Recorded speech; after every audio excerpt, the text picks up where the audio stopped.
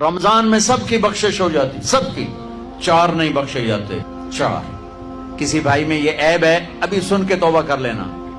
شراب پینے والا، مستقل شراب پینے والا، رمضان میں بخشش نہیں۔ ماں باپ کا نافرمان، ماں باپ کا نافرمان، بخشش نہیں۔ ماں باپ کا نافرمان کے لیے تو میرے نبی نے کہا کہ اللہ ہر گناہ کی سزا موت کے بعد دے گا۔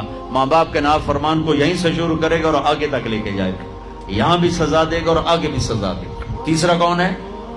رشتہ داروں سے لڑنے والا، کبھی بھائی سے لڑا، کبھی بہن سے لڑا، کبھی خالہ سے، کبھی چاچے سے، کبھی مامے سے، کبھی تائے سے، کبھی پھوپھے سے، قریبی رشتوں سے لڑنے والا اور تعلق توڑنے والا، اس کی بخشش نہیں ہوگی۔ چوتھا کون ہے؟